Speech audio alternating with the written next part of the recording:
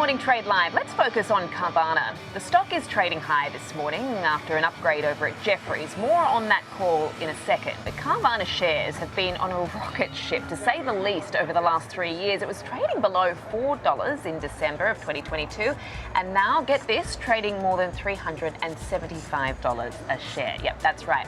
Here's a chart of Carvana, CarMax and AutoNation over the last 3 years. Carvana, the clear outperformer there, while CarMax is lagging the pack. Wow, what a difference. Carvana is the focus of today's morning trade. Joining us now for a closer look. Very pleased to say I'm joined by Marley Kayden. So we just saw the Carvana chart. Wow, what a discrepancy there. What's behind Jefferies' upgrade now of the stock today? Marley, good morning to you. Good morning, Sam. Yes, like you mentioned, quite a move for Carvana, trading at 387.62 right now, up about 3% so far this morning after that Jefferies upgrade. Now, they've upgraded the Carvana shares from buy to hold with a price target increase to $475. Now, this is up from $385, so an increase of almost 25% there. The firm says it believes that Carvana could capture a larger slice of the U.S. Used car market as more shoppers shift online, saying that they believe Carvana is actually best positioned to benefit from, quote, the nascent shift to digital in the massive $800 billion used car market. Jefferies also raised its 2027 revenue and EBITDA estimates to 15% and 12% above consensus estimates, respectively, after analyzing results from consumer surveys that they put out, proprietary web scraping, and some capacity analysis, saying that the results all support continued elevated growth for Carvana. Now, the new price target implies a 28 times EV/EBITDA multiple on those 2027 estimates and a 25% premium to peer-based growth-adjusted multiples, which Jefferies says that Carvana can justify based on its, quote, track record of upside and its runway for leading growth. Now, it's important to note, Sam, that Carvana currently only holds roughly 2% of the used car market, which I was very surprised to read. They're such a well-known name. I would have thought they had a bigger market share.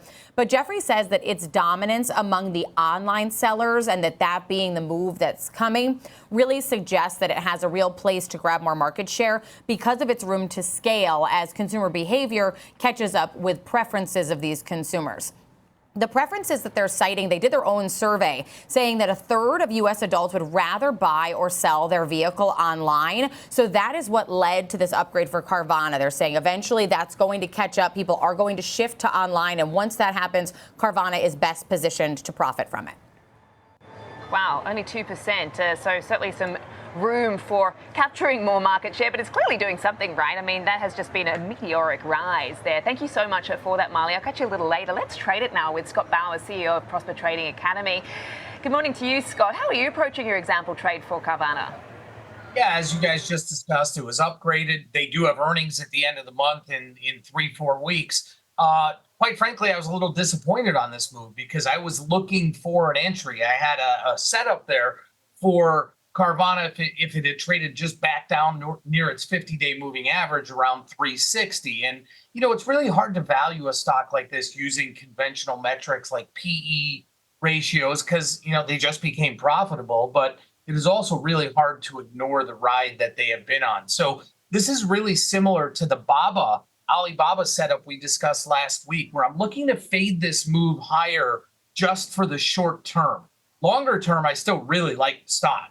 But what I'm going to do, and it's very short-term trade, is I'm going to sell what's known as a bearish iron condor. So I'm going to sell next week's expiration, the 370, 360 put spread. I'm also going to sell next week's expiration 400, 410 call spread. So a $10 wide put spread, $10 wide call spread, and I can collect a very, very rich, roughly $6 on that. So a $6 credit on a $10 maximum value spread. My risk is only $4 on that, and my break-even points at the end of next week on the downside would be 364. On the upside would be 406. So basically what I'm looking for in here, Sam, is really Carvana after this big move to really trade in somewhat of a muted range over the next week.